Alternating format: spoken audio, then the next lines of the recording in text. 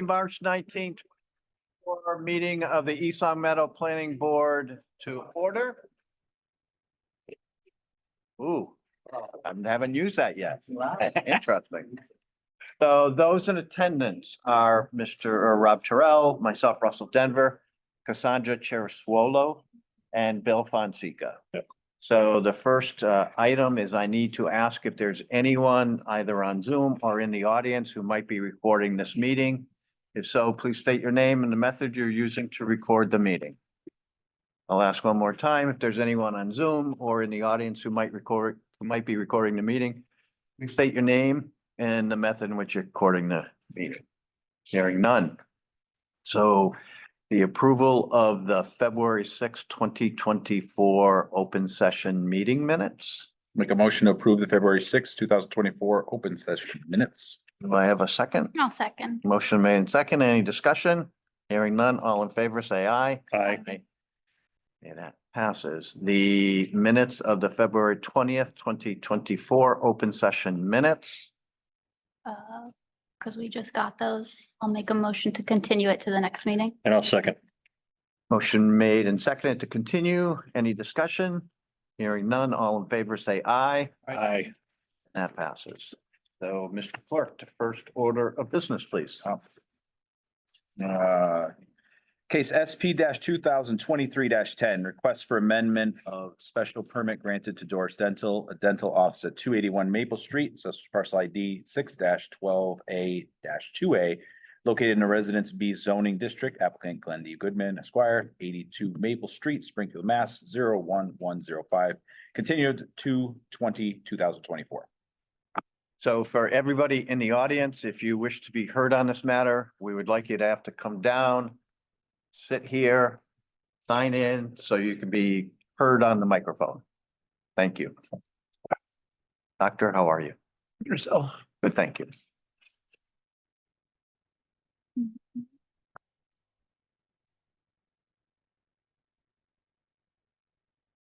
It's all yours. So I believe that there was a plan presented from the landscaper. Yeah, is that the one we got at 4:50 this afternoon? I don't know. Okay. Yes, there is. There is one in front of us. So, questions on the plan before we open it to the public? The fence was an addition, right? That was from last week. Is that agreed with the residents? That was, everyone's happy. They discussed afterwards. As far as I know, So here's some basic questions. So how high will the fence be? 6 feet. 6 feet? And how soon can you get it installed? I can call Hasty Fence and I need it as soon as possible. So I think we would like to see it done within a month. Yeah. To be installed. So it's a white vinyl fence. And it'll be installed within a month. Okay. Any other questions before we open to the public? That was the only concern I had, to put a time limit on this, to get, keep it moving. Okay. So if there's no other questions, if there's anyone who would like to be open public hearing, if there's anyone who would like to be heard on this matter, please step forward, Sign in. please. Thank you. So we did meet, my name's Kevin Minchell. I live at 5 Fairway Lane, adjacent to the dentist office. And I just had a few questions just so it was on record. All right, just let me finish writing.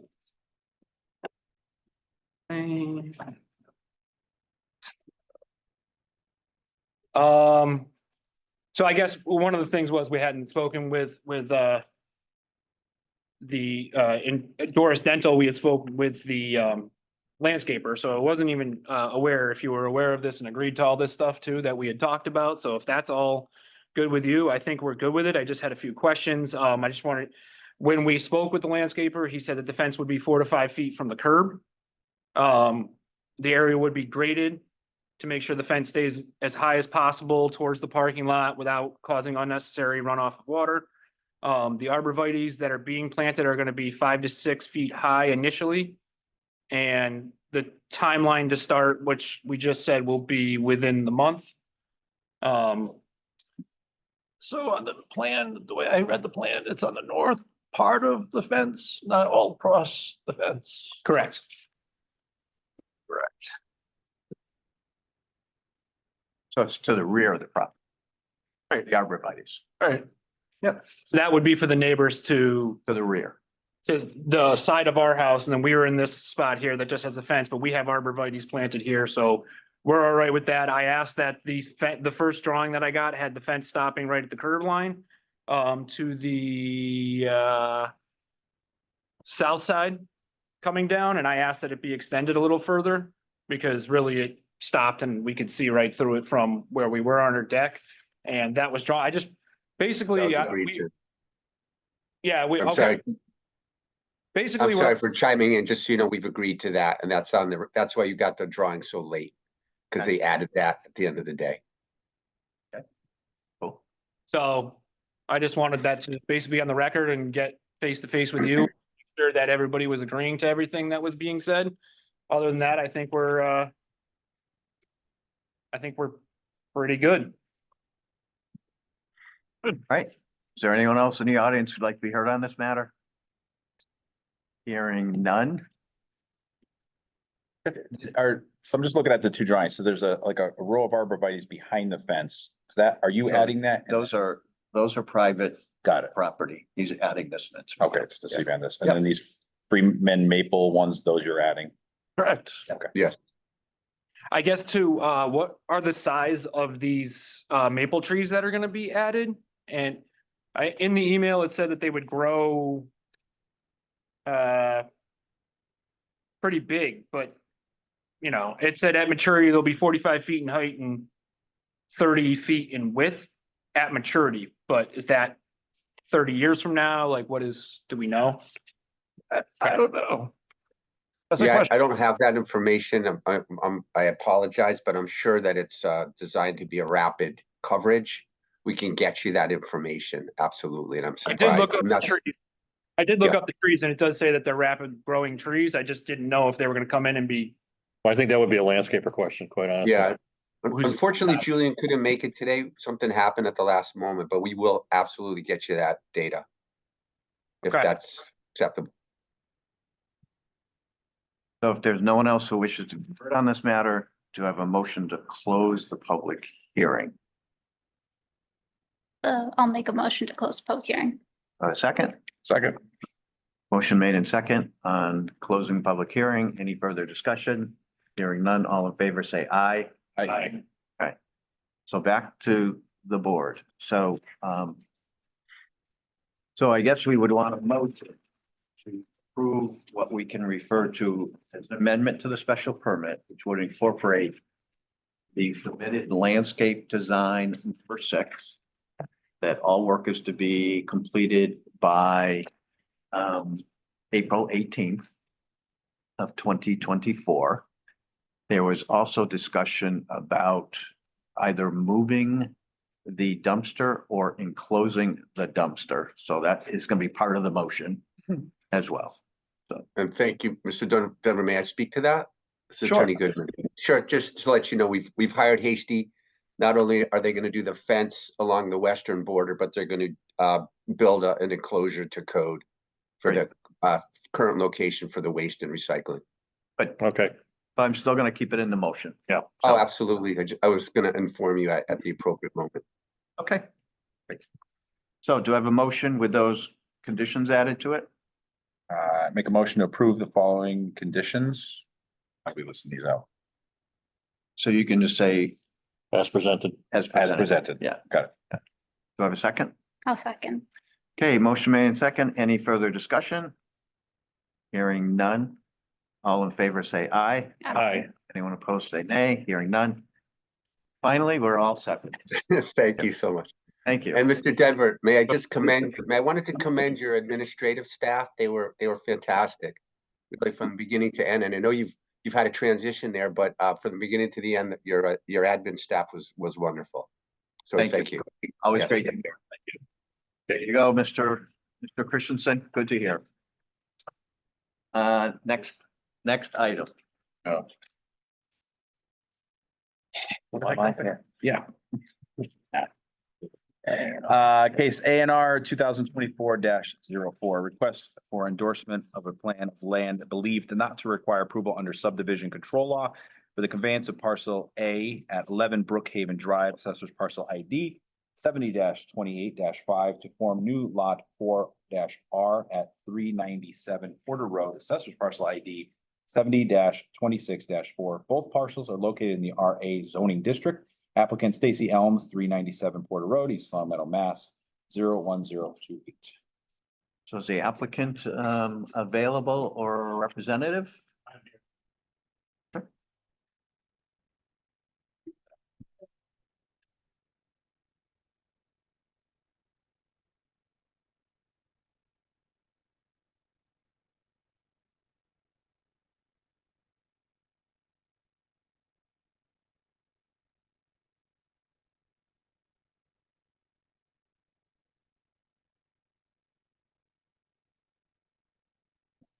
Well, let us know who you are and My name is Stacy Holmes. I live at 397 Porter Road.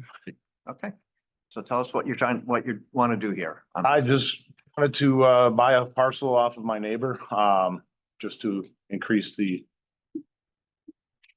size of my yard. Yep, okay. I have a dog and I'd like to make an area where he can enjoy and possibly down the road, put up a secondary garage. So I have to ask these questions. Yeah. Public needs to know. Absolutely. Yep, okay. I've looked through it and I don't have any I don't have specific questions. I don't have any. Good. All right. Hearing none. So do I have a motion to endorse the plan as submitted? I'll move to endorse the applicant's plan as submitted. Do I have a second? Second. Any discussion? Hearing none, I'm motion to endorse the plan as submitted. All in favor, say aye. Aye. Anyone opposed? All set. Thank you very much. Sure. Good luck. Thank you. Next item. Case SD D 2018-01, request for release of surety bond for the definitive subdivision Hidden Ponds, a 20 lot subdivision on a 6.344 acre site located west of Redstone Drive, assessors ID, assessors parcel 23-77-0 in the Residence A zoning district. Applicant Bedrock Financial LLC, DBA Rosebud Builders, PO Box 79, East Long Meadow, Mass. 01028. Okay. Mr. Joyce, I think I saw you walking in. Do you wish to come forward and talk about this? So we do have a letter from Mark Berman, Deputy Superintendent of Department of Public Works. And he writes, Ray, full bond release, Hidden Ponds Drive. The East Long Meadow Department of Public Works has performed a final inspection of the roadway after 2 freeze-thaw cycles. It's our recommendation to release the bond in full. My name is Alfred Joyce and I agree with that recommendation. Sure you do.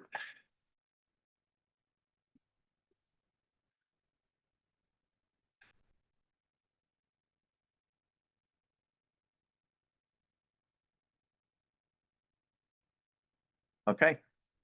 You want to add anything? No, I'm good with that. Anyone have any questions? Okay, do I have a motion? I'll make a motion to approve the release of the surety bond for the definitive subdivision Hidden Ponds. I'll second. Any further discussion? Hearing none. All in favor, say aye. Aye. Anyone opposed, say nay. There you go. Thank you. Thank you. Next item. New business, case site 2024-03. Request for site plan review for the construction of a large scale ground mounted photovoltaic arrays mounted to carports and fixed tilt racks, as well as containerized energy storage systems located on 301 Chestnut Street, assessors parcel ID 18-1-0, a 38 acre lot in the Industrial Garden Park zoning district. Applicant Tyler Welsh, 5610 Dividend Road, Indianapolis, Indiana, 462. Is the applicant available?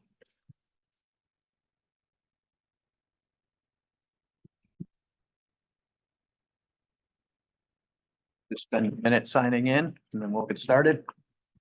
Right.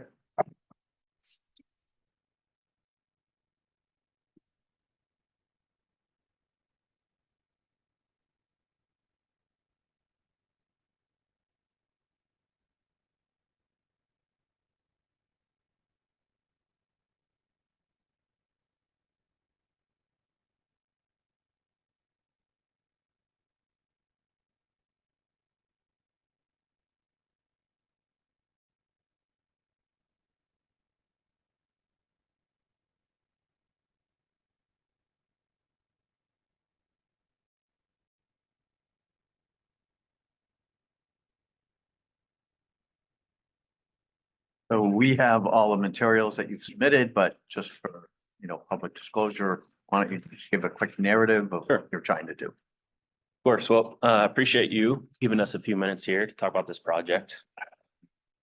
My name is Tyler Welsh. I represent RPG Energy Group out of Indianapolis, Indiana. And we routinely will go around alongside Stanley Black & Decker and other heavy industrial users, energy users, and admin, propose and implement renewable energy efficiency projects.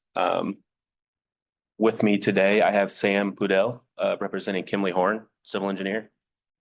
And they've been teaming with us since, I believe, late 2021, working on this very project here. So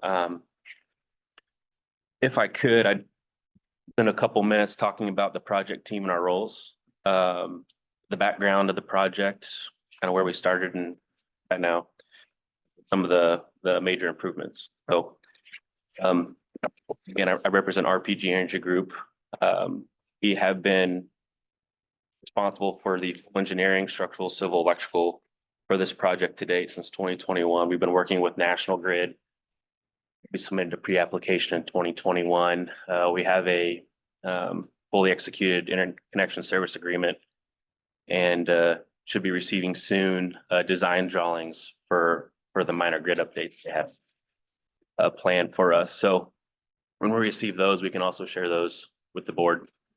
Again, Kimley Horn, national engineer, helping us here for the last several years. Sammy can get into some of the maybe civil and related items here in a bit, but this project will be owned and operated by a financier. This is a power purchase agreement between Onyx Renewables and the property owner, Stanley Black & Decker. So there is no deed transfer. The property remains in the hands of Stanley Black & Decker. Onyx is just selling the kilowatt hours to the site for this behind the meter solar and storage project. So I talked about the interconnection a little bit. This project is a major milestone for Stanley. It's one of about 40 as they reach their 2030 carbon goals. Not only are they trying to achieve sustainability and carbon reduction, but also a good utility savings project for them. So right now, in addition to the planning board, which is our first hearing, we have prepared and submitted today for hearing number 2 with Conservation Commission, and also keeping the state updated with our NOI. So about the improvements themselves. So at any time I can, I have the renderings in front of me, I have pictures speak volumes, but I also have the drawings, and I know you all have those too, and they've been presented or shared online. But in summary, this is about 3.86 megawatt total solar nameplate and 2 megawatt battery storage container. There are 2 utility incentive programs we're participating in, Massachusetts Smart, based on the production of the system, and Connected Solutions, which the battery represents. So at any given time, the utility can call on that battery and utilized on the grid. So the ground mount portion is just over 1,700 solar modules. And the canopies are just over 3,800 solar modules. Within the ground mount portion, per the code, we're going to propose and install the UMass certified silver cert pollinator mix. And it'll be the responsibility of Onyx as the owner to provide that maintenance plan annually to you on time. It will be the ground mount array enclosed by a 7-foot tall chain link black vinyl fence. 1 point of entry, lockable. System owner will have a key as well as National Grid. There will be security cameras throughout, both underneath the carport and within the solar array. There's no lighting within the ground mount array, and there's no proposed grading. We can get to that in a little bit if we need to. As far as the installation, there is no proposed concrete within the ground mount array. They're all driven posts similar to the piles you see along bridges driving down the highway. They use a post pounder to pound those into the ground. Now moving on to the carport canopies. These are what you call long span and T-structure carports with a 14-foot minimum clearance to not obstruct the daily operations of traffic in and out with the semis. They're on site. I mentioned there are security cameras within. There are snow guards. There's no decking. Rain will continue to fall on the ground as it does today. And we're not proposing any adjustments to underground storm or tying into existing structures. We will plan restriping, and when beneath the carports, there will be 4 dual EV chargers, electric vehicle chargers, so 8 points of charge. Those are represented on the site plan too. With our submission, lastly here, before we get into some Q&A, I will just make clear we are requesting 1 waiver for the drainage report. And Kimberly Horn can speak more to that, but keeping in mind, there's no regrading and we'll be including the pollinator mix there beneath the array. So that was my quick snapshot of the project, and I can get into more details. So before we open for public comment, does the board have any questions? This is just like fact finding and listening right now. I do have a question. So landscaping? Sure. So come down Chestnut Street, beautifully landscaped property. So will there be landscaping along Chestnut Street? About that? Yeah, so per the code, had drawn the required buffer on the front yard at 75-foot setback. I believe the trees are shown at 50-foot on center, but what I should have mentioned is the black screen mesh that will be between the front of the array and the road. So you won't be able to see into the fence from Chestnut Street. If you're asking in regards to.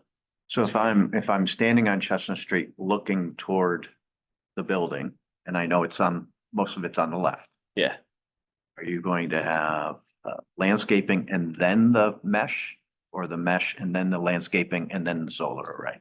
we have the tree line buffer. And then we have the mesh on the fence. Okay. Yep. Okay. Good question. And that mesh doesn't just go on the front section, it wraps around to where the equipment pad's shown. So even if you're coming in at angle, you can't. And how far is the side fence to XL Dryer? So the building next door? So you're talking about the west. Yes. So nothing is within that 40-foot side yard, and we are east of the trees. So I also should have mentioned there's no pruning or tree removal those two. So I don't know how much reconnaissance you did before looking at this, but we've permitted 2 similar projects at a company in East Long Meadow called Mayberry Materials Handling. Ordered a mile or so from where. South? Yeah. Did you look at that? And it Have. it's similar? From an aerial. Okay. So this ground mount array is fixed. It doesn't move with the sun. It doesn't tilt with the sun. And it's 2 modules, 2 high, they call it 2P. And if you have the rendering in front of you, if if that system at Mayberry, which you're referring to, is fixed, it's probably very similar. Where's the battery storage gonna go on this? Sorry, I could dig into it, but there's. Yep, it's so within the grassy area to the east of the solar array at the equipment pad area, we call it. I'm thinking, as you're going through this, keep that in mind for distance for fire and whatnot. That out of anything, that would be the source, I think. Okay, The fire department and having to access to it and okay. quickly get to it, right? So we're gonna keep 20 feet between edge of module and face of equipment minimum within the fence. And then we have a 20-foot outside the fence to edge of driveway for snow removal. On a personal note, it looks like this is going in the field, I would assume over there. Yes. So there's, we'll say gently, a lack of fields in this town, especially with my son, he plays soccer there. Yeah. It would be lovely to see something happen somewhere else to make up for those lost fields. Then it's soccer and whatnot there, but something to consider would be a good look for the company. Yeah, so we, just to comment on that real quick, we have been in communication with the site there. Obviously, they're much more local than us and understand that need. So I don't think the conversation is over, but we can think of something to, because my first site visit out there, yes, there were the soccer goals and things that are no longer there. So we do realize it was recreational. Wasn't pretty, but it was a nice look for them to keep that in mind. So I just want to kind of follow the ownership one more time. Sure. Okay. So Black and Decker owns property. You're gonna put up the solar. You're gonna put the solar and it's owned by, Owned and operated by Onyx Renewables okay. out of New York. And so the power that's generated is being sold back to Black and Decker, Correct. Okay. By the kilowatt hour. right? And it'll be interconnected behind the meters. So those kilowatt hours will be used on site before entering the grid. And so is there a lease agreement for the solar? I mean, you're entering into a lease agreement with Black and Decker for use of the land? Yeah, so there's an overall power purchase agreement contract. I believe we put the cover page on there and Stanley Black and Decker is not leasing the equipment. Right. That agreement just gives Onyx permission to have those improvements on site for the duration of it. I believe it's 20 years. And then the annual maintenance and other requirements are done by Onyx? They are completed, they're the responsibility of Onyx, who is, oh, how do I say it? They want this system to perform so they can sell as many kilowatt hours as possible. So yes, RPG right now, I believe is responsible for about 1 year of workmanship. And if they choose to have us continue that on a term basis, then we will. But RPG is not constructing. We're not contractors. We're just the construction admin. We'll advise on the schedule and keep Stanley Black and Decker informed about construction. So that the public might know. So if there are issues associated with the town, who does the town reach out to It's a good way to in this whole, put it. yeah, Yeah, so the system owner would be Onyx Renewables. Yeah. What I've always asked this question, at the end of the life, what happens to the panels? Where do they go? Like, who's responsible for them at that point? Yeah, it's a great question. So these systems are, they're supposed to last 20 to 30 years, right? And there are systems out there that maybe are at the end of their life. There are some, a lot of them stalled, at least, firsthand experience within the last 5 to 10 years. So there are groups out there that will take those and recycle them or repurpose them. But yeah, whether it's recycled or handled in a way that's safe, right? I don't know the exact process, but they're not just thrown away. Is that something in the contract when they're say at the end of life, who's responsible for it? Or is that just kind of open? it's actually in the town bylaws. It is. Yeah. Because this is still a relatively new phenomena across the industry. We had to submit to your team a decommission plan and a estimate for your approval. And I assume probably not this hearing, but one will get into that maybe, but. Go ahead. Question, is there any concern about rodents getting in behind these panels and chewing wires? Because I'll give you a like I've got solar on my house and before they put up critter guard, squirrels would go up there and make nests. So UMass is requiring us to have a wildlife friendly fence, which means 6 to 12-inch gap at the bottom, Okay, in addition to the pollinator mix. okay. With the required maintenance, there are quarterly visits by Onyx themselves or someone they subcontracted to for visual inspections, Okay. electrical inspections, all those things. So time shouldn't pass before those issues are. Because all of us, you'll notice all of a sudden a drop in production and you wonder why. Yeah, Come to find out somebody's chewed a wire. yeah, And because it'll take a while before this actually, you realize it. Because the production could drop off, might be little to none at the beginning, if you understand what I'm saying. yeah, of course. So there's a DAS out there or a monitoring system that will monitor down to the string level.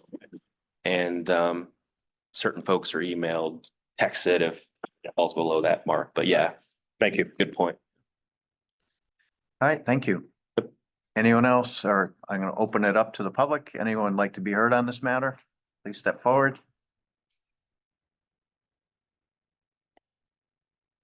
If you want, you can go back into the audience, but get ready to answer questions if need be. Do you want me to stay up here and answer them? Okay, you might want to scoot over here soon.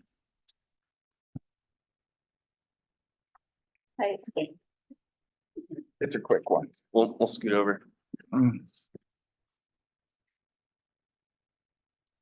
Close it out. Sure. Okay.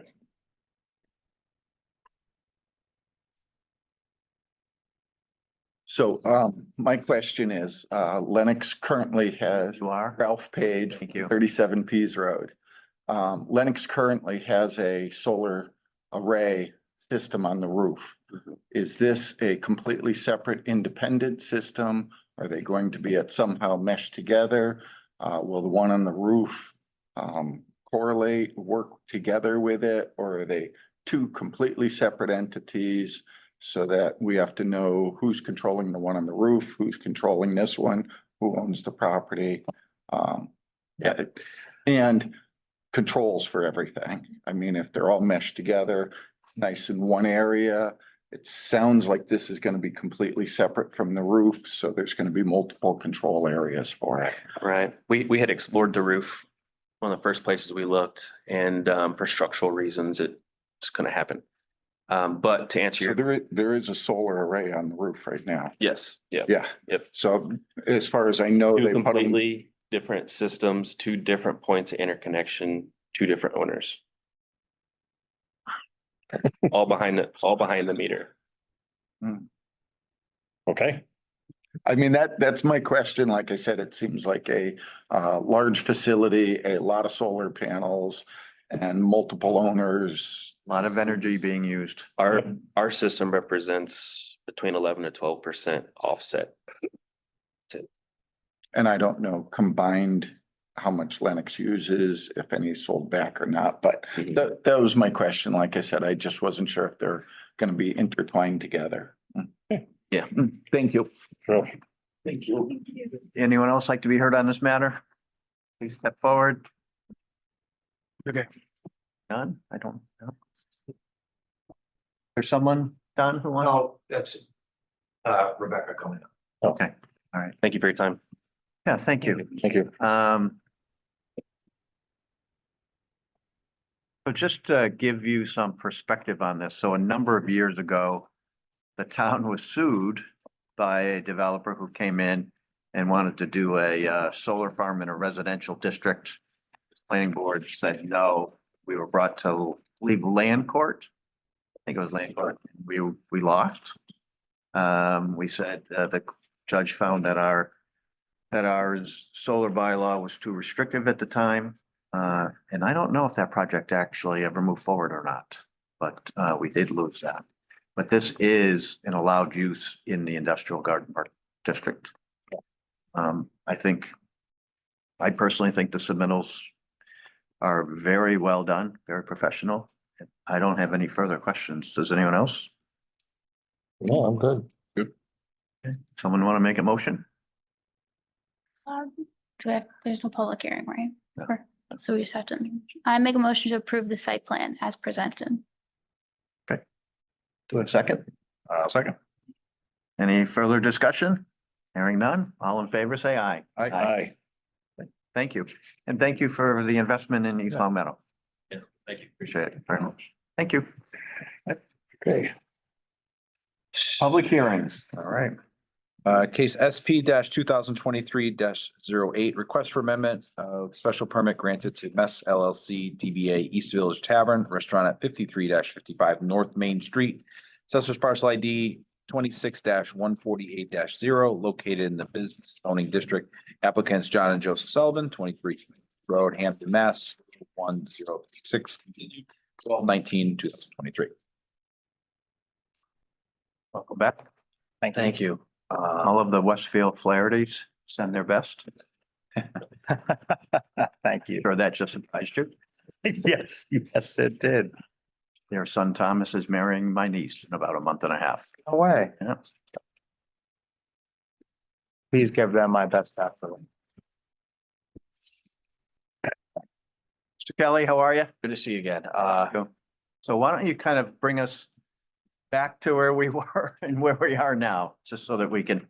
We Perspective. emailed a plan over March 6th and we dropped off the bigger version today. I don't know if you had a chance to look at that because this is different than. Okay, so if you've been by there, you know that the one that was built in COVID that we originally asked for you to ungrandfather it and permit. Gone. So they took it down.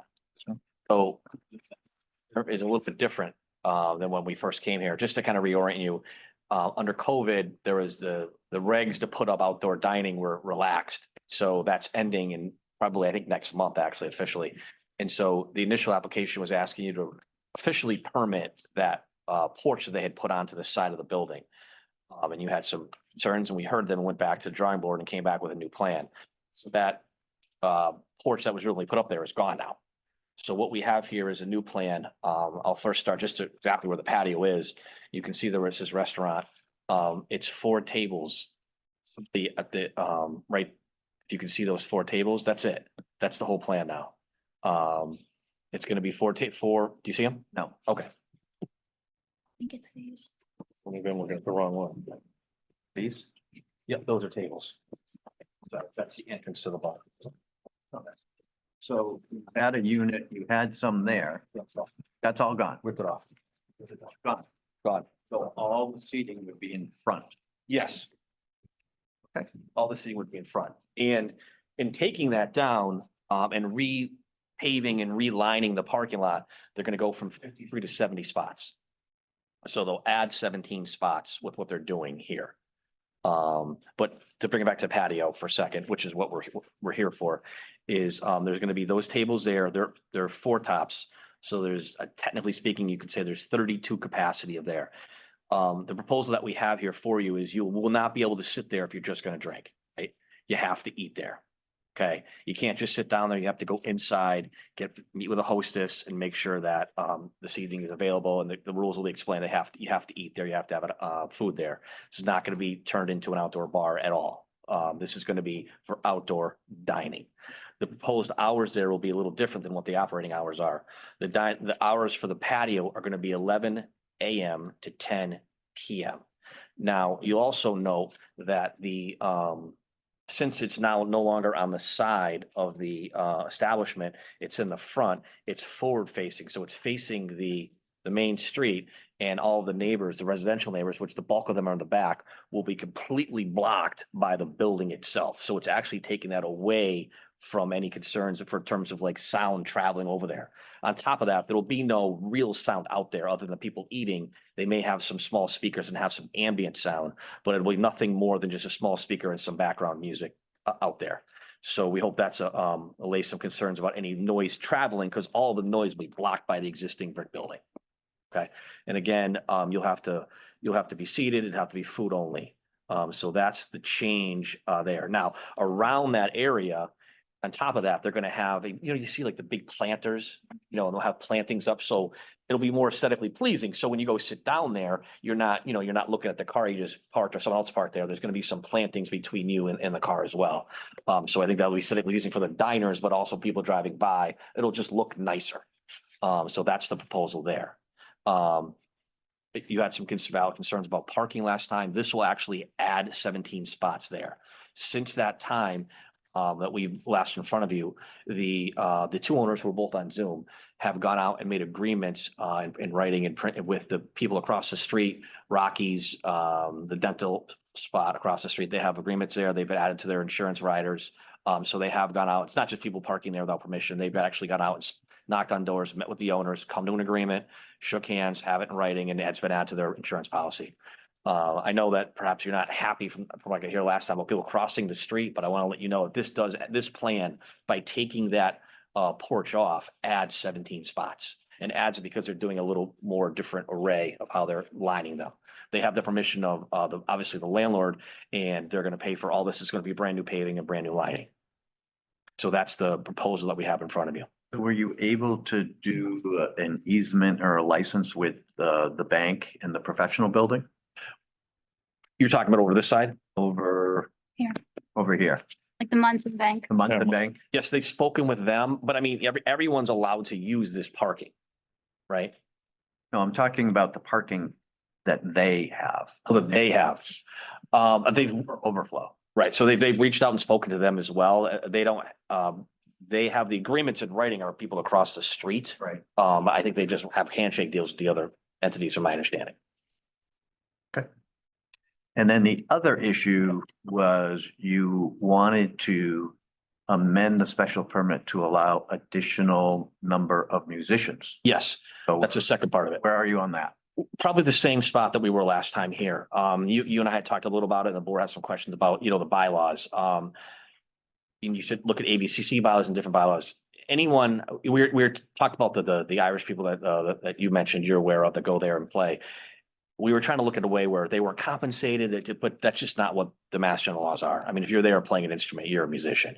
So I think those laws are designed so people can't get around those types of bylaws by saying, well, we didn't pay him, he just showed up and did it for fun. So we're in the same position. I understand your opposition, but what we're saying is, my understanding is, having represented at some points over their career, the prior owners of this bar, that they came in and that restriction was placed on them maybe due to some problems they may have had. That was my understanding. I could be wrong, and I'll be corrected by whatever's in the file, but that's my memory from a decade plus ago. But in this particular case, these are new owners, they're starting fresh. I think we hope that over the course of the time that they've been operating and owning this bar, you've realized that this is not operated as a concert venue, right? Last weekend is an anomaly, and that's one of the reasons why they want to have this. They got a 1-day permit to get the mummers in there. Obviously they have an Irish centric bar, and for St. Patrick's Day and the parade and that weekend, generally they're going to have those types of events. But going forward, this is not a concert venue. It's not an entertainment venue. It's exactly what it presents itself to be, right? It's a place where you can go and sit down and have a meal and still be heard. So that's their position. We understand there may be some pushback, but the reason we're asking for it is new owners and asking for a clean slate. We don't anticipate this would be something that they're going to have every single weekend, but it's something they don't want to have to rush down here every single time and get a 1-day permit for a couple of events a year. But I did look at the bylaws like you suggested, but we'd prefer to just be straightforward and just say, this is what we're doing, rather than try to find a backdoor way around the bylaws. That's just not how we want to operate. Questions from the board? Going back to I'm sorry, go ahead, Cassie. Well, just, I'm sorry. would anyone like to see the new proposed parking and the location of the outdoor dining? Happy to give you a copy and you can review it while we're doing this. Well, okay, thanks. Go ahead. Mr. Kelly, going back to the tables, and you said that you have to have food and everything else. Yes, sir. Will there be waitress service out there? Yes. Okay, so if my wife and I want to sit at the table, we go in and tell the hostess we want to sit out here, Yes. and then a waitress will come out and take our order. Yeah, so you'd go in, I'll let Matt Desero, who's the manager, kind of go through the more logistics of it, but essentially you'd go in and they'd say, hey, we'd like to dine, and they'd say in or out. Okay. Say out, and they'd say, okay, if there's a table available, they'd sit you down there, and at some point, the waitress would come out and take your order. So yeah, you won't be able to travel, like go to the bar, get a drink and walk outside. That's where I'm going. No, you have to sit there, you have to be served, you have to order food. Yes, correct. All right, thank you. So, what will the new seating capacity be 32, because you have 8 tables and they're 4. total for everything? So like the And total inside number and inside and out. Oh, I believe inside was 98, and I think that from what I was seeing earlier, when I was reviewing that, but this will be 32. Okay. But I think I always leave that up to the town, because the town's gonna make their own determination based on square footage. And 32 would be if everybody was seated there at all the tables. Same Now, time. right, at the same time. Now, the town may have a different determination, some, based upon square footage. So I think they go by standing as For well, 100, then that's when the Yeah. fire department Fire- had comments. Yeah, but not for inside. Inside is not changing. But his note commented on total occupancy. I haven't seen his note, but there'll be no change on the inside. Well, the question then, it's really for something they would then have to deal with if the town then Yeah. determines that. yeah. And they'll have to do with it. Right. Reduce your inside to keep it under 100 or, yeah, Correct. That's not, And they had- but it was on the drive. I do remember Yeah. that. Yeah, I remember seeing something. If I open it, Interpretation is the inside's not changing, but that's. so this is a public hearing, so I'd like to open, if you two would like to maybe sit in the front row. I'm opening it to the public. Anyone like to be heard on this matter, please step.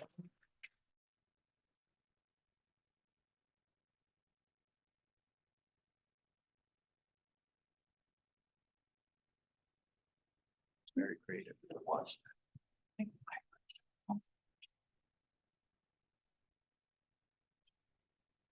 Good evening, once again, Ralph Page, 137 Pease Road. I just had a question with regards to parking and capacity. No, they said they've reached an agreement with like across the street and all to allow them to park there, except our bylaws do not allow that to be considered for amount of people within the building. So in other words, you can't count that parking and say, hey, there's 5 spots over there that we can use, which will allow us another 15 people inside. So I just wanted to make sure that there was no change in that, but Yeah, so Rebecca, are you? She's here. Can you come into the meeting for a minute? Yeah. So I think I sent you a note last week to look at the revised planning or revised parking.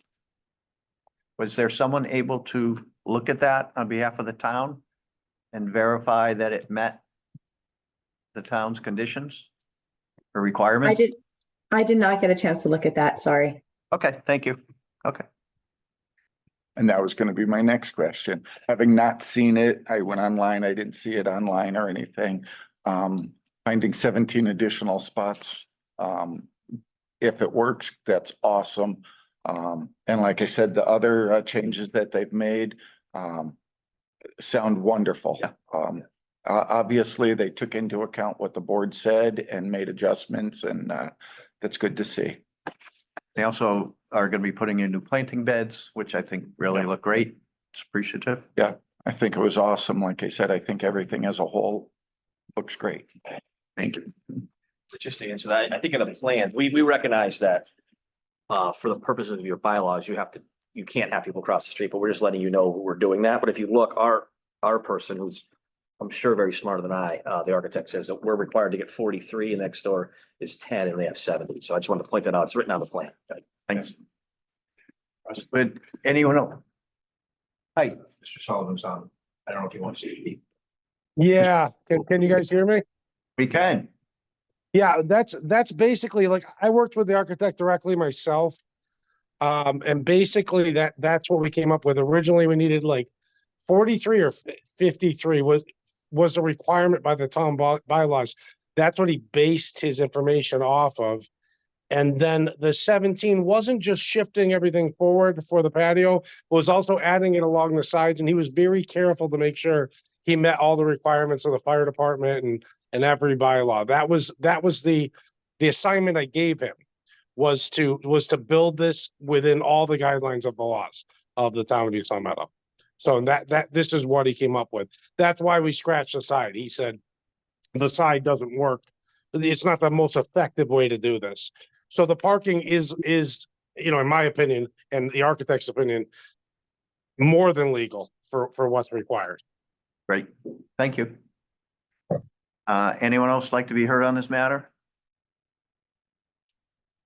Okay, hearing none. Do I have a motion to close the public hearing? I make a motion to close the public hearing. Do I have a sec- I'll second. Motion made and seconded to close the public hearing. Any further discussion on the motion? Hearing none, all in favor, say aye. Aye. Okay, so back to the board. Thoughts? Personally, I like it. Yeah. Solved all our questions. Parking's good. They've been good tenants. I think it's improving the frontage with the planting bed. It meets what I was looking for. Great, we'll just check with the fire department. Yeah, very creative. You listen to our concerns and very creative. I appreciate it.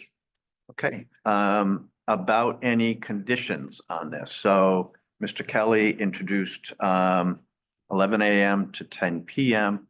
So define the 10 p.m. Is it no one can sit there after 10 p.m.? Or it's no service after 10 p.m.? I mean, what is that? This is somewhere that. I just want to make sure that it's in the conditions. How about the regular hours? And then, because the main building will be open later, correct? So I think if I could handle that, Matt Desro, managing partner.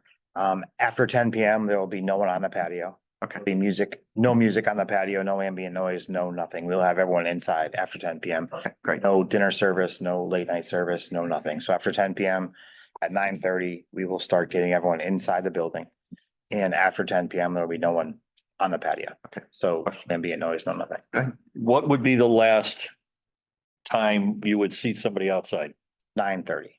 Okay, I would say to get someone, rolling. yeah, I mean, 9:30, depending on Okay, business dependent, but I can tell you by 10 o'clock, I'm there 6 days a week. By 10 o'clock, it will be clear, there will be no one out there. And it won't be a place where you can hang out afterwards, no one drinking, no nothing. thank you.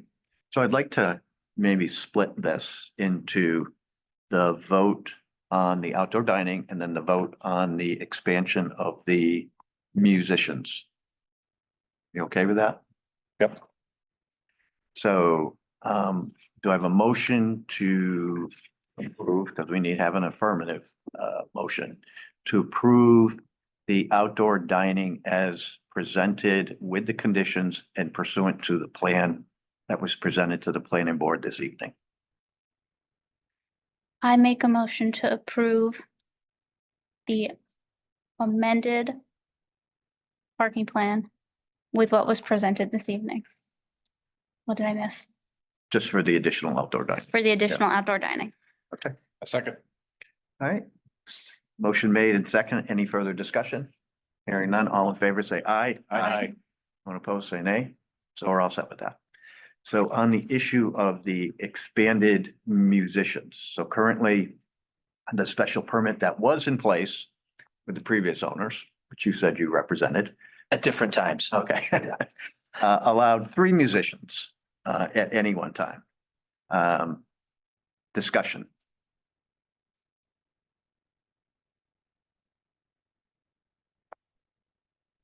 That's your Yeah, problem. I'm okay.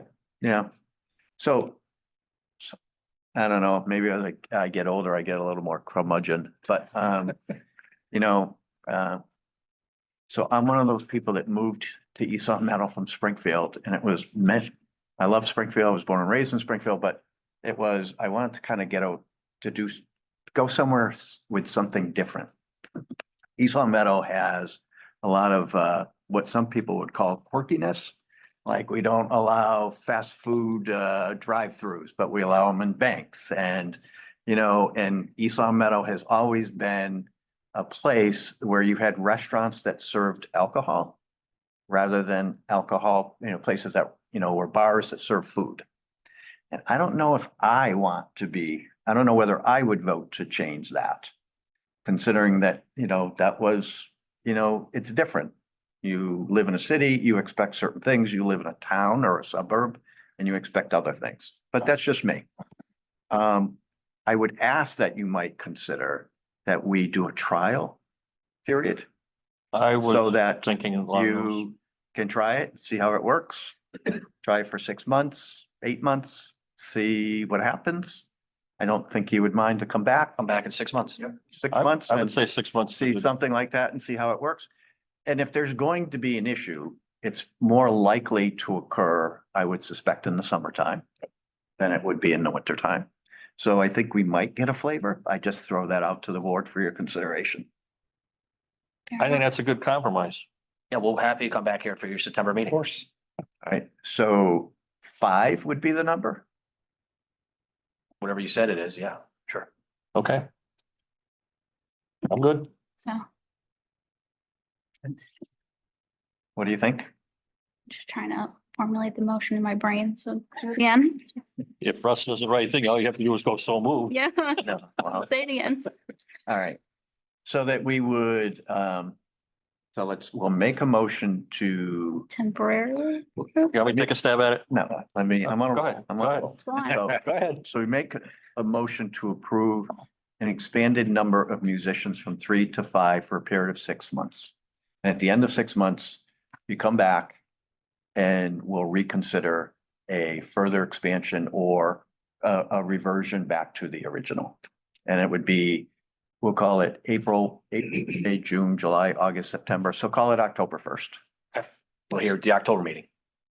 So moved. All right. So we have a motion. Do we have a second? I'll second. Motion made in second. Any further discussion? Okay. All in favor, say aye. Aye. Opposed, say nay. Okay. Okay, thank you. So I want to thank you. You listened to the neighbors, you listened to the townspeople. What you did on the outdoor dining, removing it from the side where there are a lot of neighbors was really, really well done. So I compliment you on that. So, with that being said, I would hope that you would just go not quietly, but go in baby steps as you increase the music, stuff like that. So, and still consider the neighbors. 100%. Absolutely. Okay, thank you. Thank you. Yep. Thank you. All right, case ZN 2024-01, proposed zoning bylaw amendment regarding commercial kenneling and allowing the use in an industrial zone district by special permit. Please.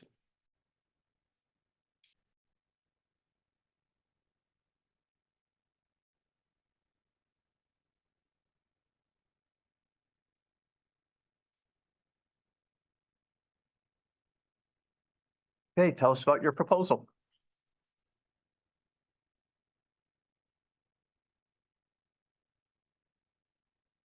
Hi, I'm Lori Hurley. I own the dog shop and the building at 15 Baldwin Street. This is Sandy St. Germain. She's been my right side for 24 years. I've been in town for, in that building specifically for about 25 years. I've been in town for about 30, working the same line of work, dog grooming and daycare. And I've been trying to do overnight, and I would really like to be able to do overnight for the town.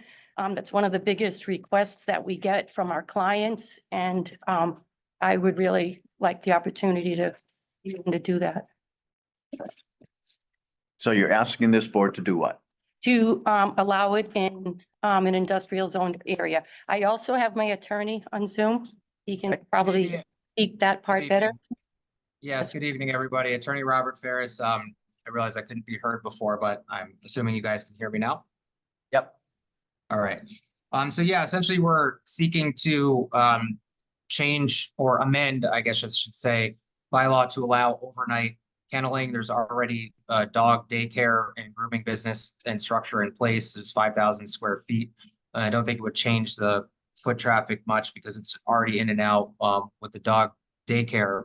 But we're looking to amend for the letter N for no in industrial zone districts to SP, simply to have special permit so that you guys can have oversight of any overnight kenneling or have it be required that we apply for a special permit in order to get this specific place at 15 Baldwin Street moving forward.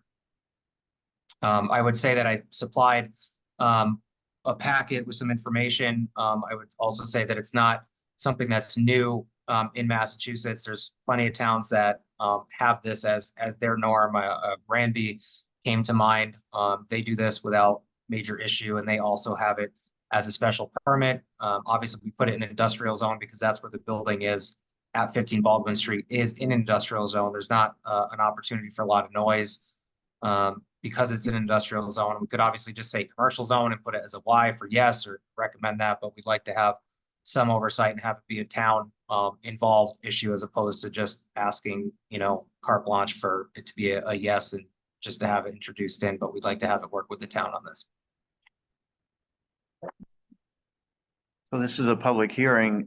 Before I open it to the public, members of the board have any questions? So Mr. Ferris, you sent us something from Granby. I don't consider East Long Meadow to be very similar to Granby. It's 6,000, we're 16,000. Do you have like Wilbraham, Long Meadow, Agawam, something more relevant to what we would consider a comparable community? The town changed their charter about 7 years ago and developed a list of about 11 comparable communities. Granby was not one of them. So do you? Sure. Can you tell Northampton us? has overnight kenneling, Good Dog Spot, Chicopee for Good Dog Spot as well. I'm not sure if those are as comparable. Granby was kind of just the first one that I saw. It looked good. I actually worked with some of the kenneling businesses over there, and so I thought it worked out well. I think you'd have to look at a dog to population percentage or ratio in order for it to really match. And I don't have like every number of every town in terms of dog to people ratio, except that East Long Meadow, I believe, has something like 1,765 dogs registered, which is a pretty big number if there's 16,000 people in East Long Meadow. So it seems like it would be certainly a needed service. Not that my personal testimony means very much, but I live in East Hampton, Southampton border. We don't have any dog daycare in East Hampton really to speak of, and my whole street and block is filled with people that have one or more dogs that are looking for overnight kenneling. So I think it would be a worthy endeavor for people, especially dog owners. So I just want to make sure you're aware that if we were to recommend to the town council, it then goes to the town council. Town council is the final determination on changing the zone. And since you're requesting an SP special permit, you then have to submit an application for a special permit and come back before this board. Yes, I understand that. Okay. All right. So this is a public hearing, so I'd like to open it to the public. If anyone would like to be heard on this matter, Mr. Page?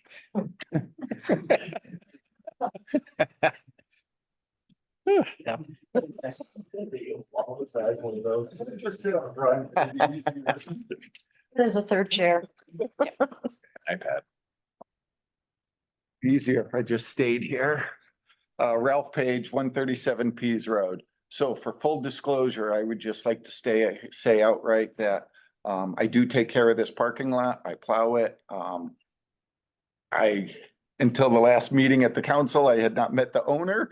We've just been taking care of it. So with that being said, as a past chairman of the planning board, one of the things that concerns me is that we're just changing table 3.1 and we're not listing any criteria.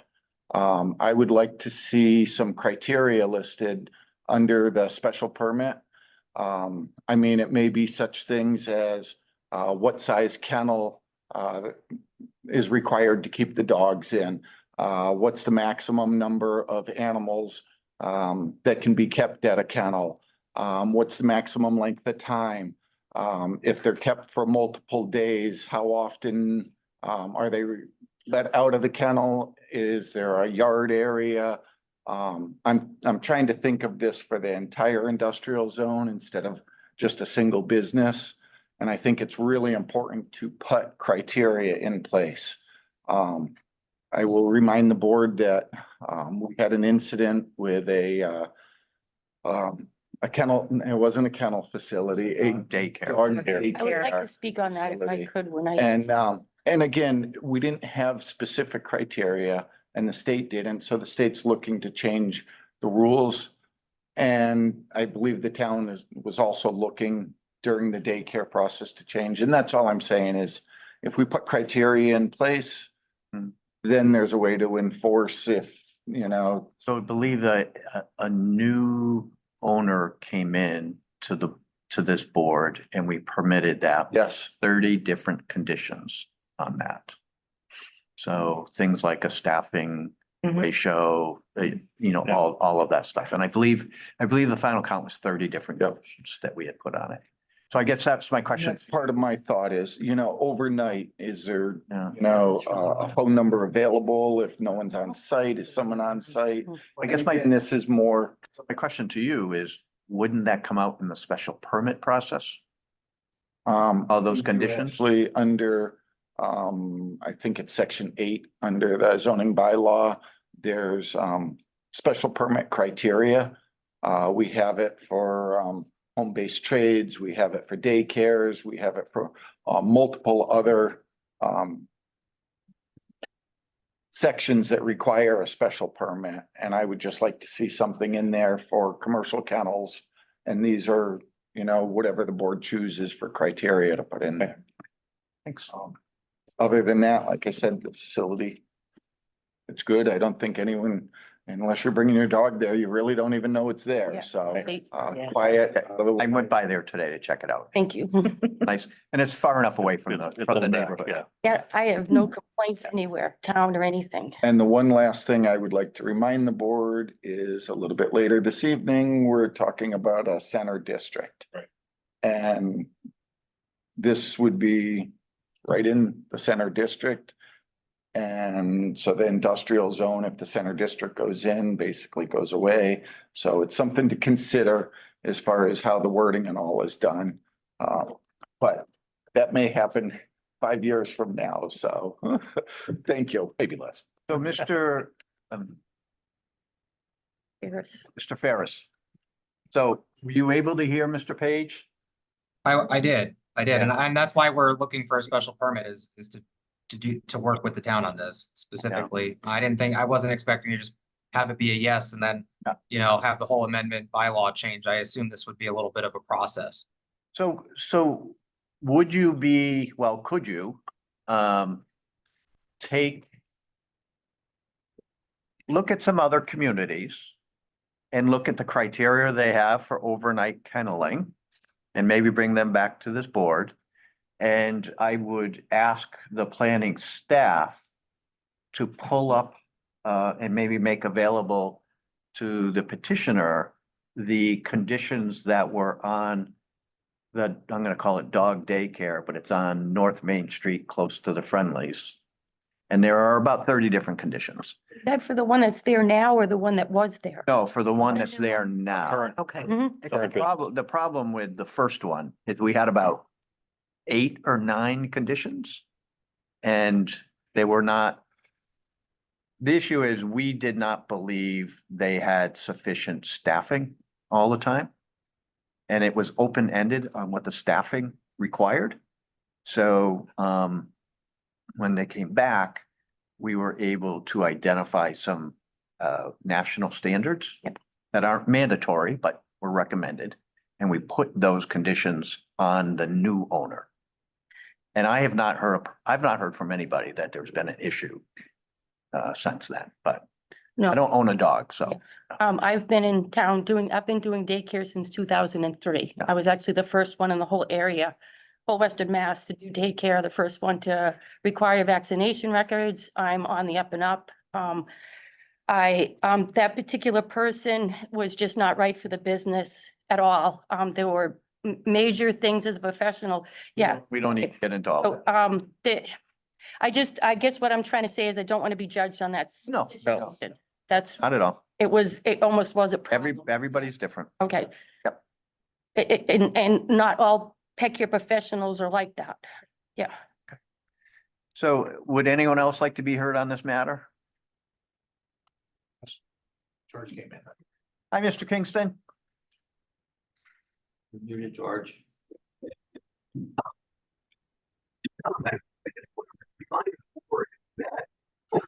Up to the industrial zone means almost all the west side of Shaker Road, in addition to Baldwin Street. And you need to understand that this is not going to apply to, remember, you understand this, I'm sure, but remember that this is not going to apply to just one property. Right. It's going to open up this to a large number of properties. By the way, 66 Rural Lane, I am an audio neighbor of Port Road Pet Care. Okay. And the fact that these folks do a really class job is great. But without, echoing from Mr. Pena's comments, without criteria to limit noise, to specify what special permit is based on, you may be opening yourselves up to people who are not quite as fastidious as this particular applicant is.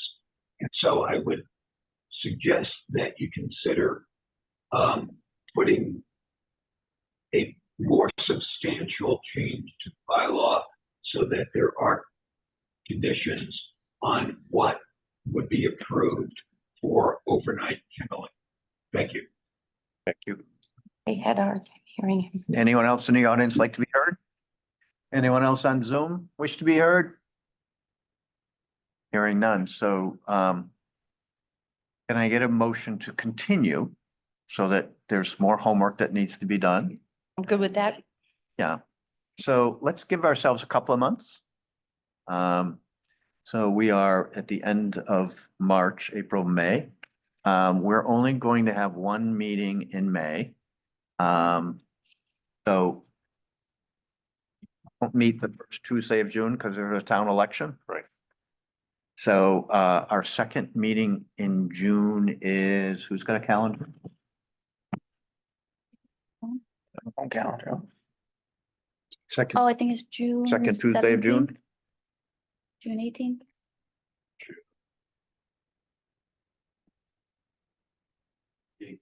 June 18th at 6 o'clock. So I have a motion to, I'll make a motion to continue the public hearing to June 18th at 6 PM. do I have a second? I'll second. Any further discussion? Hearing none, all in favor, say aye. Aye. All right, Thank you. thank you. Reach out to Alex and he might be able to, give him a week or so to be able to find the materials from the conditions we put on the new owner. Mhm. And between that and Mr. Ferris, just get materials back to us in a timely manner so we have an opportunity to review it before the meeting. Great. Thank you very much. Thank you. guys so much. Have a great night. Thank you. Okay. Under other business, Planning and Community Development Director's Report. Nothing. Okay. And now a presentation from Pioneer Valley Planning Commission on Center Town District Planning Project. An introduction to Center Town District Steering Committee.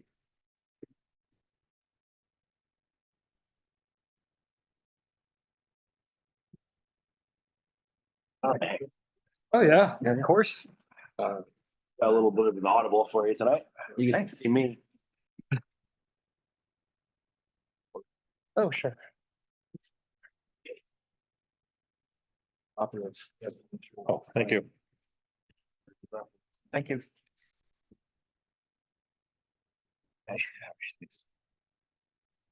Thank you. That's okay. Yeah, just wondering, but yeah. Thank you, Don.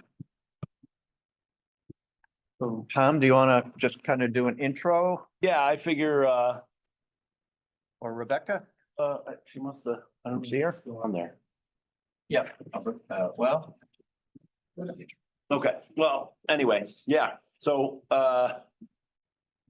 we have a presentation. Or- Either see, oh, Sorry. There seems to be a very big delay in my talking coming through. oh, all right, that's all right, I can get us going. Okay, can you tell me if the presenters have brought a digital file to broadcast through the Zoom link? Okay, so it's going to be on the screen up there. That's fine, thank you. Yeah, we're good. Great. So I'll let our friends from PVPC introduce themselves in a moment. This is our sort of kickoff to our exciting Centertown District plan. I think we'll get some information out there via letting them start their presentation. And then we can introduce our steering committee, and sort of have a conversation, discussion, take any questions. It might be easier to sort of get through the whole presentation and then kind of have a back and forth with introductions and questions. And if that pleases the chair, maybe we'll go that route. I think I'm kind of easy. I agree. You're on a Go roll tonight, Russ. Go ahead. Good evening. You okay, sir? Yes. My name is Kyle Fennell. I'm a senior planner with Pioneer Valley Planning Commission. And my name is Aidan Hemian McMahon, and I am a planner with the Pioneer Valley Planning Commission as well. We're here tonight to introduce the planning board to the ongoing Centertown District Planning Project, which is underway. And just to provide some context, the project is timely as both a product of recent townwide planning efforts and is also complementary to ongoing development in town. In 2021, East Longmeadow completed the Resilient Master Plan project. In that planning document, the community identified the importance of creating a more defined town center, focusing on improving walkability, building the town center as an economic driver, and diversifying available housing stock to meet residents' needs. The ongoing high school building project and the ongoing housing needs assessment are just two examples of projects that are striving to address current and future needs for East Longmeadow residents, and will directly impact considerations for the town center planning project.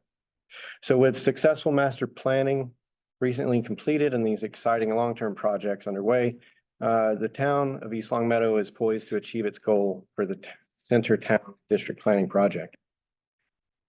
That primary goal is to craft a Centertown District bylaw that follows smart growth principles to guide future development of a community core.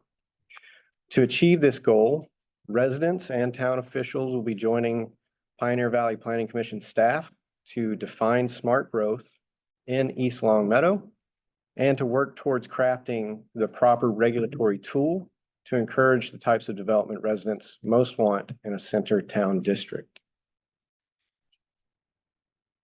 The team is made up of Pioneer Valley Planning Commission staff, the PVPC, Longmeadow's Regional Planning Agency, has been contracted by the town to conduct all work relevant in crafting a center town district bylaw.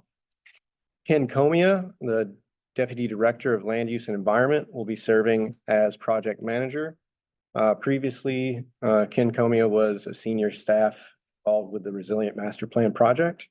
He was unfortunately double booked tonight, so he sent us along. We will both be primary staff working behind the scenes and also participating in ongoing meetings and community engagement.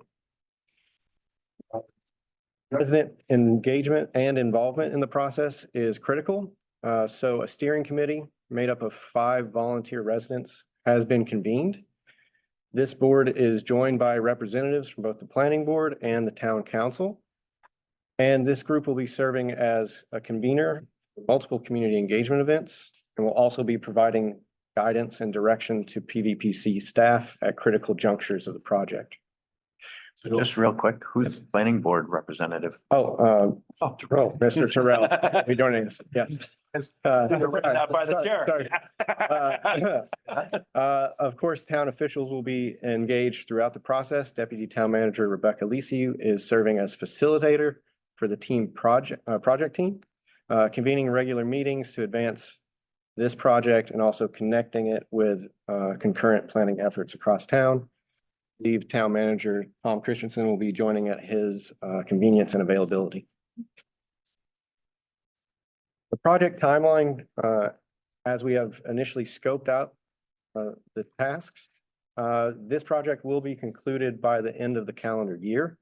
There are 5 key tasks. We're in the March, April phase where we'll be conducting an existing land use analysis, viewing draft Centertown bylaws, any documents that have been produced by the community previously regarding this type of zoning or planning tool.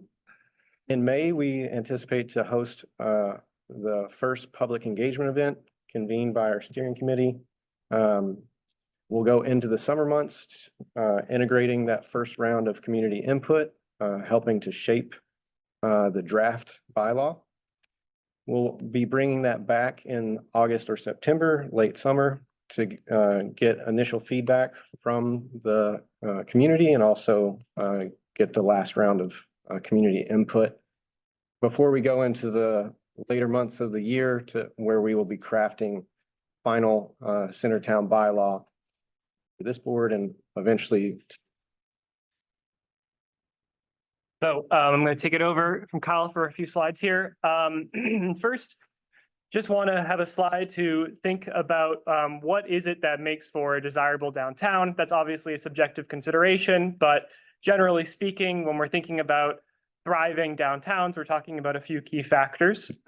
So one of those is pedestrian friendly, walkability, bikeability. Additionally, in public transit accessibility, multimodal transportation options is typically key. Part and parcel to that is, or what makes that possible a lot of the time is higher density and mixed use opportunities among a range of land uses, commercial, residential, making sure that the downtown area can be active at multiple periods of time so that, at 5 p.m. it doesn't become sort of a dead zone after commercial businesses close. People still live there. There are civic activities, range of uses, essentially they're conducive to a downtown community. And what really goes along with that, as well as, of course, creating strong economic development opportunities for businesses, which then also, of course, translates to economic opportunities for residents. So making the downtown sort of a hub of economic activity. And generally speaking, creating a place that feels alive with activity, making sure that it's sort of a thriving core for the community. So now to move to East Longmeadow for a moment, we have conducted a preliminary high-level sort of land use analysis for this presentation, looking in particular at land uses in a 1 mile periphery around the Rotary. And just sort of a concentric circle here. So a couple of things to point out in particular. In this area, residential use makes up over half of the total use in the area. And as you can see from the map, it particularly predominates on the right side of the Rotary.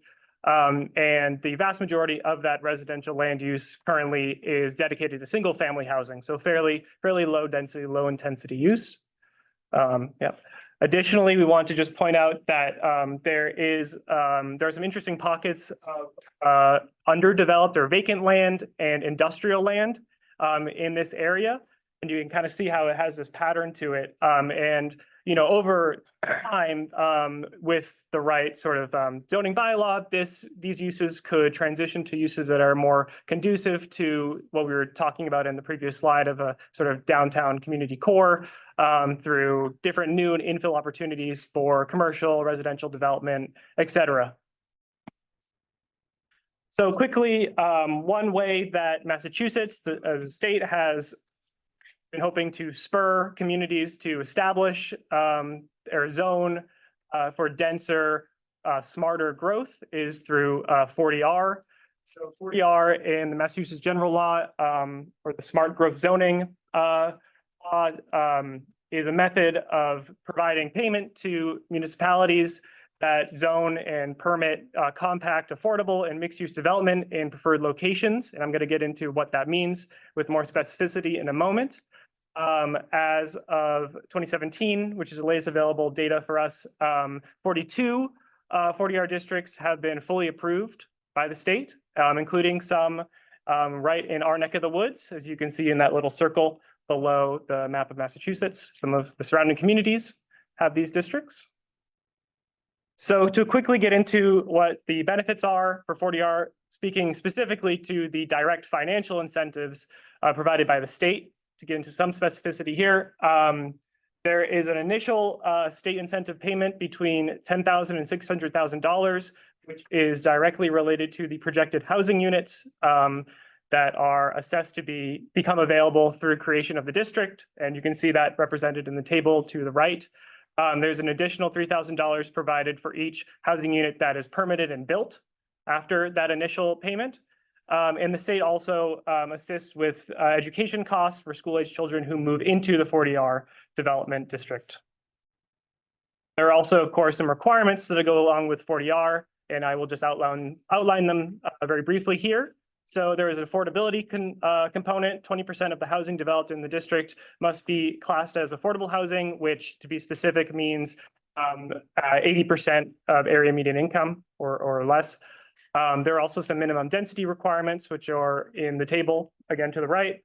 The housing can't have age restrictions, and it must be in what is deemed an eligible location, which in the case of East Long Meadow, looking at the town center Rotary area, would likely be an area of concentrated development. And there are just some considerations for that regarding the land use build out for the district for it to qualify under this location criteria. At least 50% of the land must be currently developed, and at least 50% must be zoned for commercial and mixed use. That shouldn't be much of a hurdle considering the intentions behind the creation of the district, but just want to point that out as a consideration.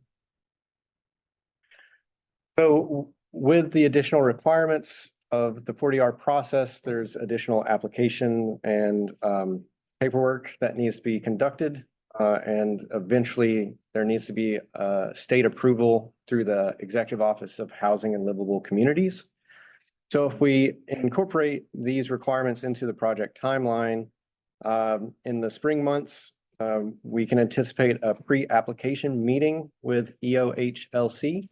And that is really an opportunity to clarify any parts of the process and get their first take on what the community is considering. There are public engagement requirements to public events. So in May and in late summer, the project would meet those requirements for the 40R process. In the summer months, that would be when we would, if going through the 40R application process, we'd begin working through particular sections that include various maps, various inventories of parcels. We start to anticipate those projected units or future zoned units. In August, September, following the for the public engagement event number 2, that has to follow, it has to include a local public notice and be a public hearing. And then in the fall and winter months, there would be an initial review by the EOHLC. They would offer a letter of eligibility if they deem the application eligible. Following local adoption of the bylaw by town council, complete application and an adopted bylaw would be sent back to EOHLC, where they would review and offer a letter of approval. Once all of that is done and completed, the initial incentive payment would be sent forward to the community. So again, stressing that resident involvement in the project is key. The steering committee has a role to play in the project timeline, particularly if 40R is deemed to be regulatory community prefers. So first and foremost, our steering committee will be offering guidance determining characteristics of the center town district. That can include the boundaries, also considerations and characteristics like parking. Also examining issues regarded to available infrastructure and the like. In May or following that pre-application meeting, the steering committee will have to decide if 40R is the preferred pathway to adopting this bylaw. It is not necessarily the only pathway, but it's up to the residents to decide if they want to go forward with that process.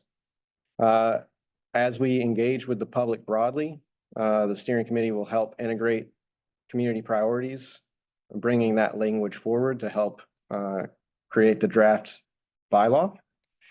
And then as we bring a final document to the planning board and then eventually town council, the steering committee will act and serve as advocates for the adoption of the final bylaw.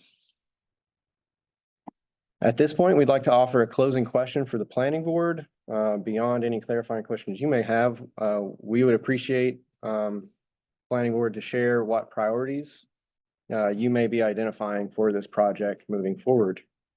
And thank you. I guess I'm going to ask some questions because I know they're going to be asked by the public. So I might as well just get it out right there. Is 40R similar to the MBTA statute that is being fought by a number of communities in the eastern part of the state? So if you don't adopt 40R, you get shut out of state grants? I would say that there are similarities in terms of what 40R is trying to accomplish. What it's trying to accomplish. I don't believe that there is a punitive response from the state if a community chooses not to adopt 40R. There are plenty of communities outside of the MBTA communities, right, that have explored it, have been deemed ineligible due to infrastructure limits and constraints. So while there are similarities in their intended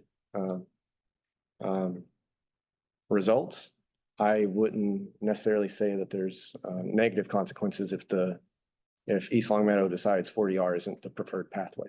And is the grant dollars for this study tied to 40R? So the funding for the project itself? For the project to pay you guys to do this work? Right. Is it tied to 40R? No, it wasn't, to my understanding, it wasn't contingent on a 40R application, if that answers your question. Okay. Yeah. So under the existing affordable 80%, I think you mentioned, yeah. So what is that threshold right now, that dollar threshold? Is it a household income? Yeah, so I'm sorry, I don't have those numbers in front of me. So it'd be the area median income determined by, housing and urban development, right? So it would be a little bit beyond East Long Meadow, I believe, in terms of the area that they calculate that value. But it'd be 80% of that. I think it's a household of two or four. Yeah. It gets a little complicated. We'd have to dig into exactly what's meant by area median income. But yeah, it's usually household of four. Yeah. And then how does this always tie to, so we keep hearing that the requirement for towns that the state wants towns to have 10% affordable housing. Yep.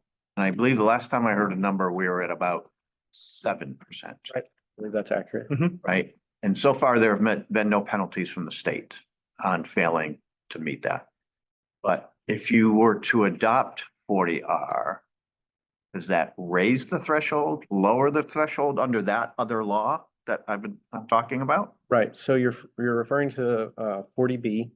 Yeah, thank you. Mass General Law, which does set a statewide goal for 10% affordability available of housing across all communities. So adopting 40R does not change that threshold in any way. I would say that, Would it count toward the threshold? it, We then develop. if we Yes. then develop, yes, all of that, any affordable housing brought online within the district would be counted towards that subsidized housing inventory value. So it would be helping the community meet that 10% goal and hopefully exceed it. So what I would like to see, it's more of a image rather than, a concrete project. Yes. So I participated in the town master plan. Walkability, more small businesses. Things that bring a little more life to the I call it the Rotary, or you call it downtown, but Right. to that specific area. When I talk about walkability, I mean sidewalks and crosswalks and, the Rotary is very difficult to maneuver as a pedestrian, if at all. They're laughing at me.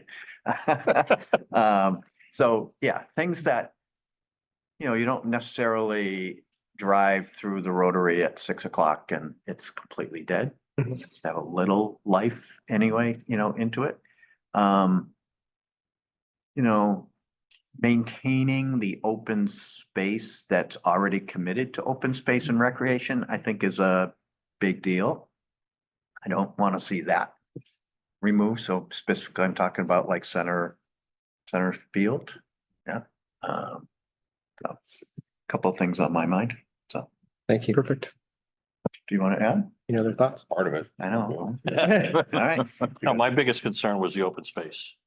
Initially, the open space, preserving what we have because it is starting to shrink. It's inevitable. So if we can preserve what we have, spruce it up, make it all part of this project.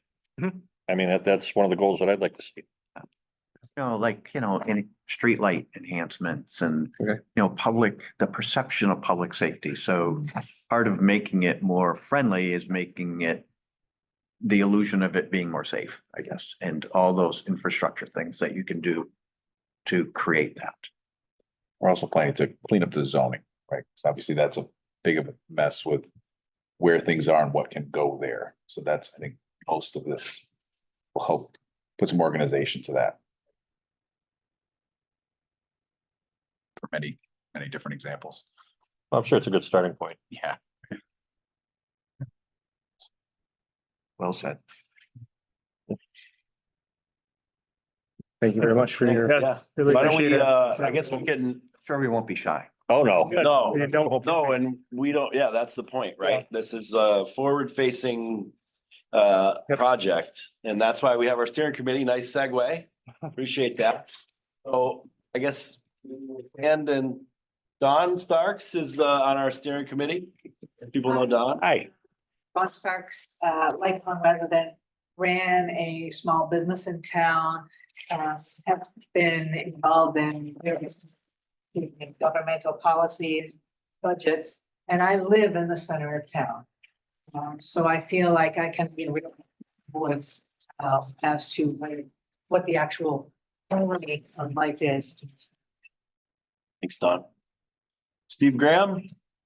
Hi, I'm Steve Graham. My wife and I have lived here for many years, raised a family.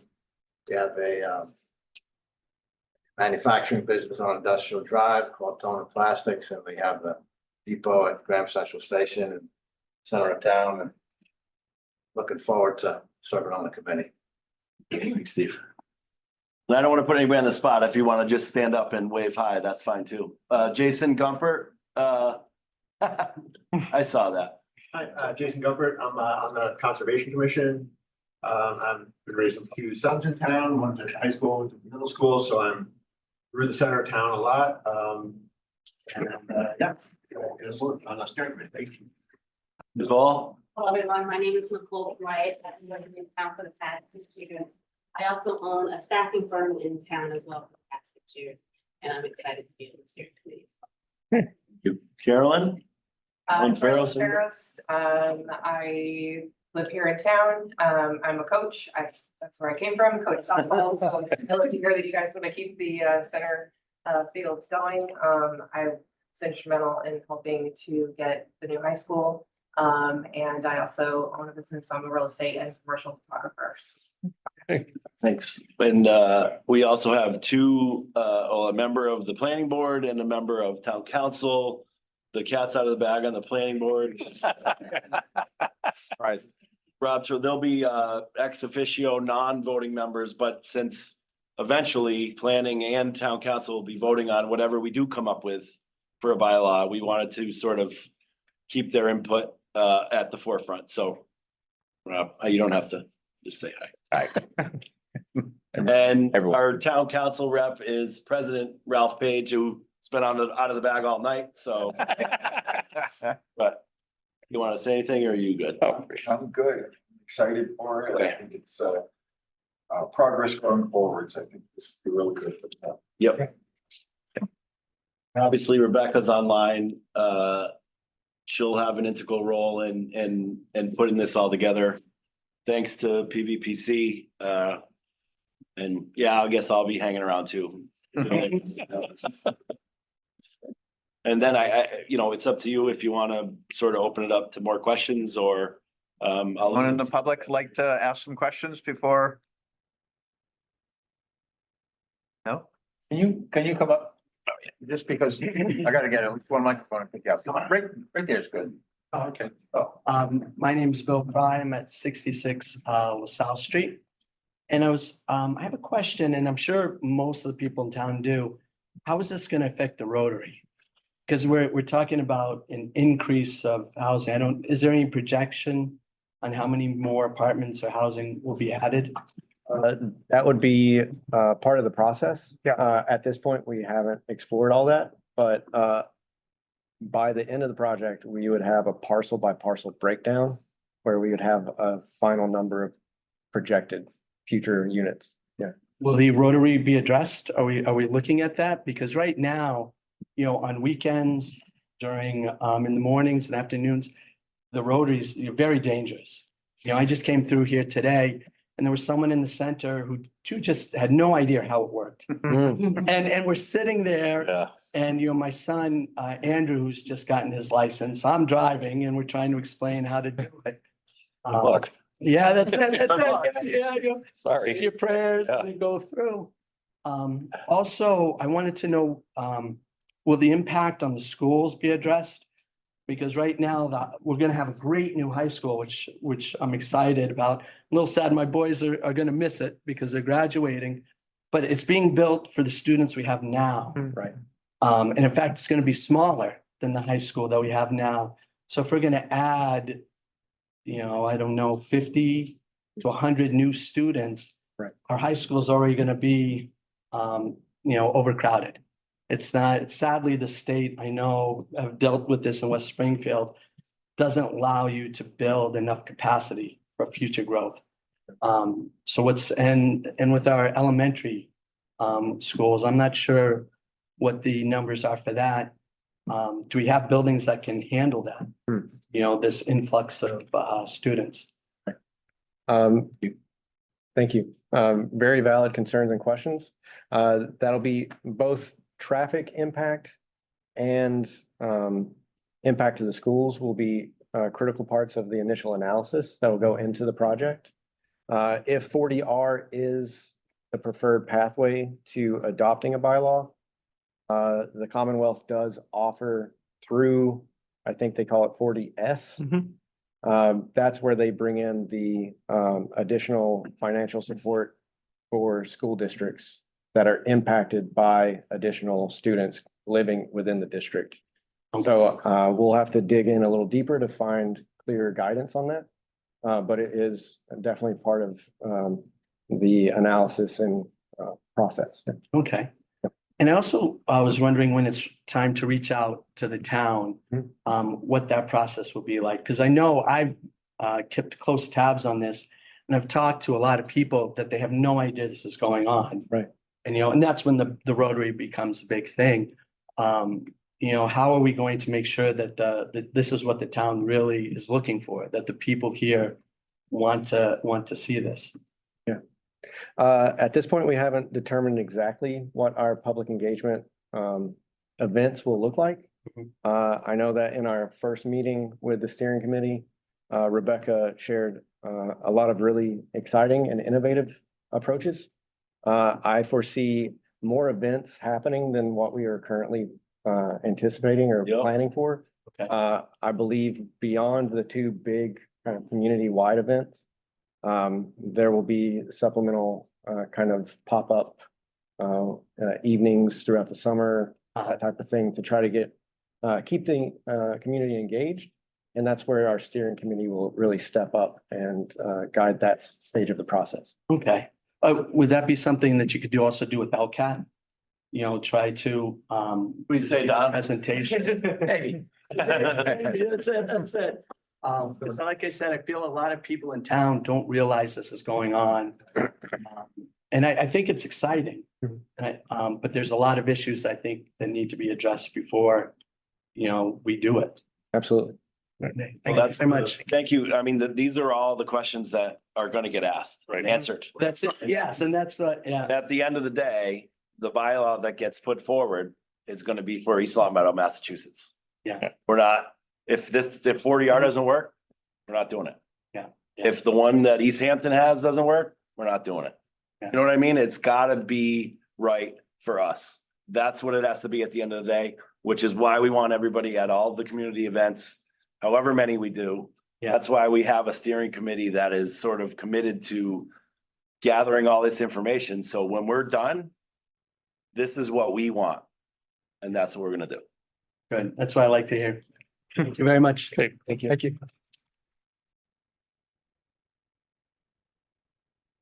Hello. Brad Hoffman. I live over in Devonshire Terrace. Thank you for coming and doing the presentation, and glad to hear that you're gonna get the community engagement. Russ, like you, my wife and I moved here from Springfield. Part of it was for the community that we had here. And we did that before 40R was actually adopted. And I like the list of towns that you said have adopted 40R.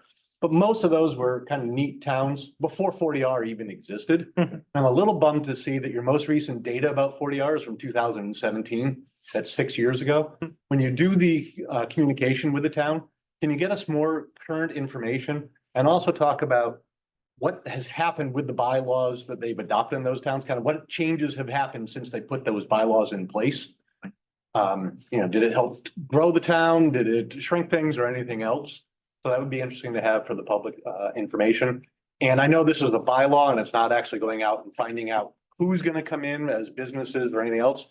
But if you've got ideas about the types of businesses that you're talking about moving in. So Russ, one of the things that we like that you mentioned also was you don't have drive-through restaurants and stuff like that here. I'd hate to hear that that's part of your solution is a McDonald's going into that area. So what types of businesses are you talking I about? like my job too much for that. What you are talking about, you know, and since I moved to town, I got the Rockies development, Yeah. and they try to do some stuff there and they've had businesses come and go. And what new businesses are you thinking are going to be joining would be interesting to hear for the discussion. So thank you for being open and transparent with it. Look forward to more of these sessions, but wanted to share with you at least some of the stuff I'd be looking for. Thank you. Thank you. No, you raised a really good point. It's the number one issue I hear from people when they find out I'm on the planning board is why did you allow that to go in there? That to go in there. You have to explain to them that it's in the bylaw, it's an allowed use. Yeah. And the last one is Chase Bank at the Rotary. Yeah. You know, we got 12 banks. Why do we need another one? Buy the property and put what you want in there. You know, it's just crazy. Yeah. Hi, Sid Starks. I'm also in the Rotary, as long as she's not mad at me. So She will be now. You're gonna be out there. Yeah. one big question, we had a conversation earlier tonight. We want more small businesses. We want more walking. There'll be a lot of people walking. There'll be a lot of people driving there also. We thought about the parking situation. There'll be more cars. The Rotary is already congested. One of the things I was sitting there, I suggested and got laughed at. And we thought, sorry, Connie, we thought about a parking garage. Any thoughts for that? Similar to Northampton, gives you a place to park and then you can walk to the. Steve Graham's got a great location. The bike trail is right through there. Hey, Steve, how many people go on the bike trail, walk 3 miles and grab an ice cream? Right? So, but with that, have you thought about the bike trail? If that's within the mile having some small businesses that are already there possibly set up along the bike trail too. You want a walking community, let's take advantage of that bike trail. And again, I know a lot of residents would like to build a brick wall, keeping the businesses away from the residential, but if we're gonna have the mixed use, small businesses, local businesses, because if you're local, you're gonna care about the community more. And please, no drive-throughs. Thank you. Yeah, thank you. Would anyone else like to add a comment or two? Okay. Back to you, Tom. Are we? Yeah, I mean, unless Rebecca usually lets me know if I've forgotten anything. George, do you want to add something? No? No. Oh, Craig, can you bring Craig in? Well, George has his hand up too. Oh, okay, George, go ahead. Yeah, okay, just want to comment, having been part of enhancing East Long Meadow study and the mixed use bylaw that we did put in some years ago. My thought is you need to go up in the center. Okay, I grew up in New York City where stores all had apartments above them. And it's an effective way to make use of space, particularly it's mixed use, and mixed use is a really good thing. We've talked about how in East Long Meadow, by limiting the number of bedrooms in mixed use, you can limit the number of kids that are in there and attract young professionals, okay, which are looking for places to live, particularly in the medical field, where we've got more and more medical in East Long Meadow area. So, yeah, there's a lot that could be done here. We've looked at two mixed-use developments in the past, neither of which has come to fruition for a number of reasons. But without dwelling on that, I think that mixed-use development is a really good thing to the center. I look at, like Westfield as a vision for that, okay, or West Hartford. And we have the potential to do something there. So I hope that this moves forward, whether it's 40R or some other way, that at least we move forward to really try to amp up the center of town with careful attention to traffic patterns and parking. Thank you. Is there someone else you're going to bring in, Tom?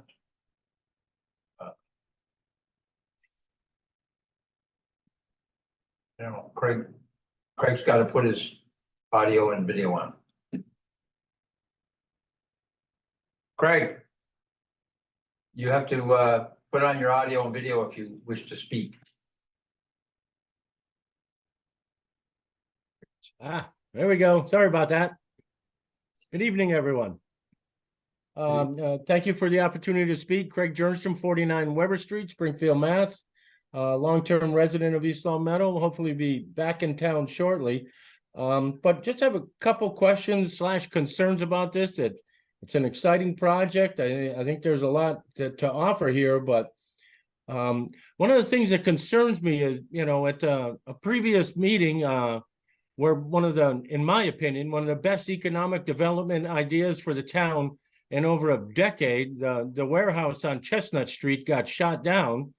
And a member of the planning board said the main reason and the reason they were not going to approve it was because this was going to increase congestion in the center of town. And I heard Sid talk about a parking garage and some other things, but how are we doing mixed use and increasing businesses, even small businesses, in the center of town and possibly residential? And how is this not going to increase the congestion in town, in the center of town, which was one of the only reason cited by a member of the planning board? And I had heard it brought up by other members of the planning board that it's a concern. How can we pull any of this off without increasing congestion in the center of the town? And I don't expect an answer tonight, but I guess we need to keep it in mind moving forward. Because it is an ongoing issue and I don't know how you pull this off without increasing congestion there. Thank you.